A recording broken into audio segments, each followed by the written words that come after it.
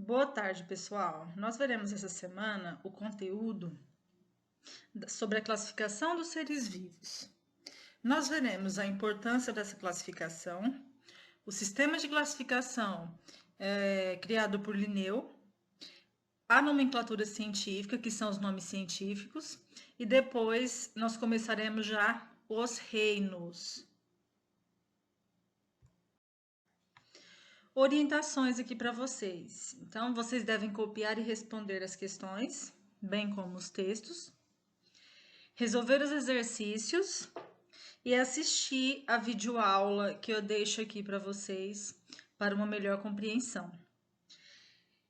E mais orientações no livro das páginas 38 a 45. Então, das páginas 38 à página 45, vocês encontram todo o conteúdo que a gente vai abordar nessa aula de hoje.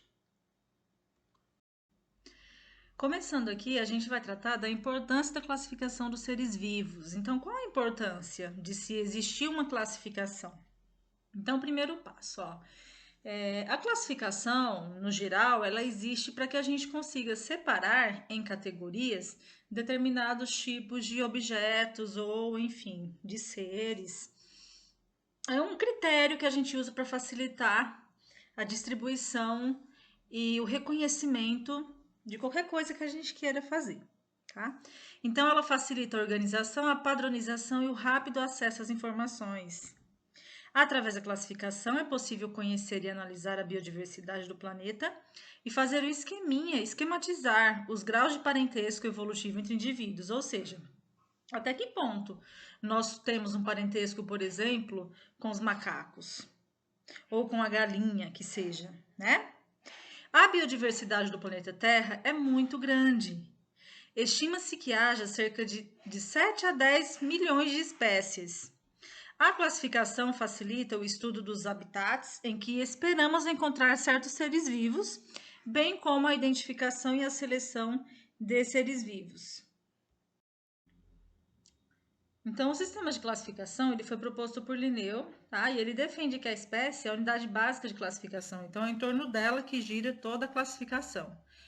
De uma maneira geral, espécies são grupos de indivíduos semelhantes, ou têm características muito iguais, muito parecidas, que nas condições naturais são capazes de se reproduzir e de dar origem a descendentes férteis. Então, para vocês gravarem o conceito de espécie, lembrem sempre o seguinte: um animal, ele sempre vai ser igual ao outro se eles cruzarem e conseguir gerar filhotinhos.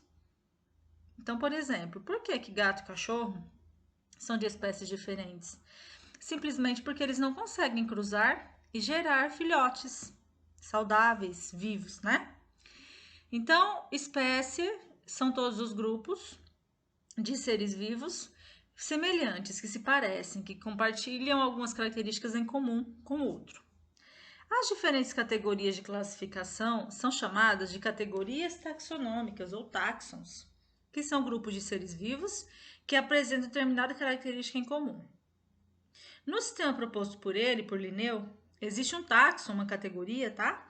Que é mais abrangente, que é maior, que engloba todos os outros, que é chamado reino, que vai ser desmembrando, né, em outros táxons, em outras categorias de menor abrangência. Então, categoria maior, reino. Categoria menor, espécie, tá? Vocês vão ver que a gente tem poucos reinos. Nós temos 5 reinos. Temos o reino fungi, o monera, o protista, o reino dos animais e o reino das plantas. Agora, espécie, a gente tem muitas, muitas, muitas.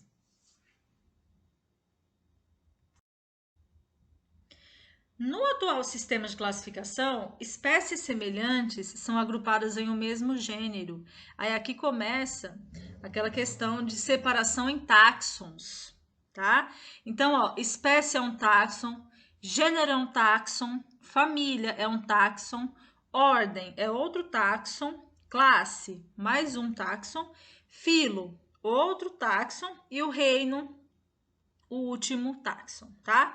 Então, a gente tem aqui como maior táxon, o que mais abrange, o que mais tem seres vivos embutido nele, o reino, e o táxon que tem menos é a espécie, né? Que é uma categoria singular, é apenas ele. Então, os gêneros semelhantes são agrupados em uma mesma família. Famílias semelhantes são reunidos em uma ordem. Ordens semelhantes são agrupados em uma nova classe. Classe semelhantes são agrupadas em um filo. E, por último, o conjunto de vários filos são agrupados em um reino. Tá? Para ficar fácil guardar esse monte de nome que vocês talvez nunca tenham visto, deixa aqui um macete. O que é um macete? O macete ele serve para facilitar o entendimento de vocês e a lembrar, caso precise depois, né? No eventual prova, por exemplo. Como que eu consigo me lembrar de forma fácil de todos esses nomes que a gente viu. Então, criaram aí um termo chamado reficofage.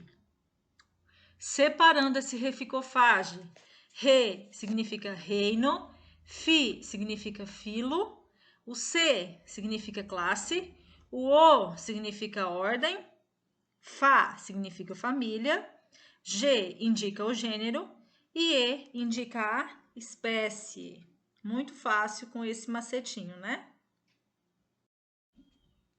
Aqui tá aqui, de uma forma geral, resumindo para vocês as categorias taxonômicas.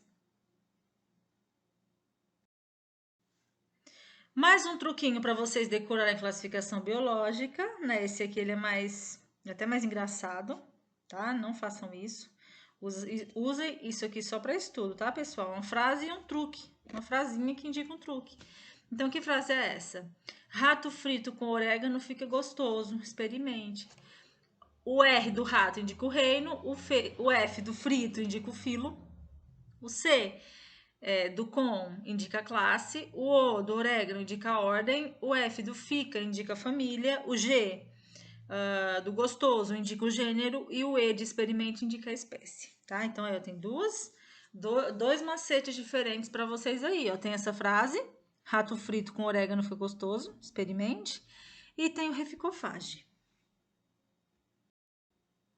A nomenclatura científica. A nomenclatura científica nada mais é do que os nomes científicos que todos os seres vivos têm. Cada ser tem um nome científico diferente. Então, ele é aceito em todas as línguas e cada nome aplica-se apenas a uma espécie. Ou seja, se a gente tiver 100 milhões de espécies no mundo, a gente tem muito mais, então significa o quê? Que eu tenho 100 milhões de nomes científicos, um diferente do outro. Esse nome científico ele é sempre binomial. O que significa binomial? É composto de dois termos. O nome científico ele nunca vai ser escrito com um termo só, sempre com dois, tá? Exemplo, canis familiares. Esse canis familiares aqui é o cachorro que a gente tem de animal de estimação, tá? Perceba que o nome do cachorro é popular para nós, mas o nome científico é canis familiares. Outro exemplo aqui, canis lupus, e depois o feliscatus, que é o gato, tá? Então, o sistema atual identifica cada espécie por dois nomes em latim. O primeiro, ele sempre vai indicar o gênero, tá? O primeiro nome, ele é sempre escrito com a inicial maiúscula e indica o gênero. E o segundo nome minúscula, ele é o epíteto específico, tá? Quando eu junto esses dois nomes aqui, eu formo o nome da espécie. Então, qual que é o nome da espécie? Do cachorro, canis familiares. E do gato, feliscatus. Os nomes científicos, eles podem vir do nome do cientista que descreveu a espécie, que descobriu a espécie, de um nome popular, de uma característica que é presente ou do lugar onde ocorre, por exemplo, tá? Por convenção internacional, o nome do gênero e da espécie é sempre impresso em itálico, grifado ou em negrito. Então, sempre que vocês forem escrever um nome científico, ele sempre tem que vir destacado no texto. Ou vocês trocam a cor da caneta, ou vocês sublinham, grifem, ou vocês façam uma letra diferente. Por quê? Porque ele sempre tem que vir destacado. Os reinos aqui, ó. Vou passar rapidinho. Reino: Monera, Protista, Fungi, Animale e Plantae. São 5 reinos que a gente vai estudar. Então, aqui, um resuminho do reino Monera, tá? É o reino que engloba todos os seres procariontes existentes. Nesse grupo, todos os representantes também são unicelulares, ou seja, possuem apenas uma célula. E o modo de nutrição pode ser autotrófico ou heterótrofo, ou seja, tanto eles podem fabricar o seu próprio alimento, quanto eles podem se alimentar de outros seres. Como exemplo de representantes aqui desse reino, a gente tem as bactérias e as cianobactérias. Próximo reino, reino protista. Esse reino, que atualmente é chamado de protista, engloba seres unicelulares, com uma célula só, e pluricelulares também, com mais de uma. Eucariontes, autotróficos ou heterotróficos. Como exemplo, nós podemos citar as algas, que são unipluricelulares, e os protozoários. Reino fungi é o reino dos fungos, tá? São organismos unicelulares e multicelulares, ou seja, tanto pode ter uma quanto várias células. São eucariontes e heterotróficos, ou seja, nunca vão fabricar o próprio alimento, eles dependem de outros seres, tá? Como exemplo, podemos citar os bolores, os cogumelos e os levedos, ou levedura.